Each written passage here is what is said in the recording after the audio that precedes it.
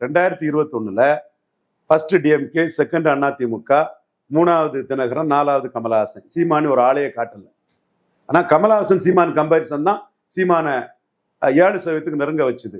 தகுதியற்ற அரசியல் வியாபாரம் பண்ணக்கூடிய பச்சோந்தி விஜய் கம்பாரிசன் சீமான பெருசா உயர்த்தம். அது 2026 பார்க்கலாம். அது எப்படி உயர்த்தம்னா, விஜய்க்கு வாழ்க்கையே லாப நோக்கம், வியாபாரம் அப்படி வந்தவர் தான்.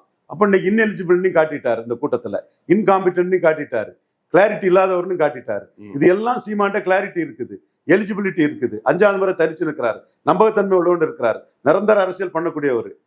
ஸோ கொள்கைகள் இருக்குது. இவர்கிட்ட கொள்கையும் இல்லை, ஒன்றும் இல்லை, வெறும் வன்மமும் காழ்ப்புணர்ச்சியும் தான் இருக்குங்கிறத வெளிப்படையா மக்களுக்கு தெரியுது. அதனாலதான் நான் அரசியல் வியாபாரி இல்லை, கூட்டணியை பற்றி பேசக்கூடியதுக்குன்னு அடிச்சாருன்னா விஜய தான் அரசியல் வியாபாரிங்கிறாரு, விஜய தான் பச்சைவந்தின்னு சீமான் சொல்றாரு.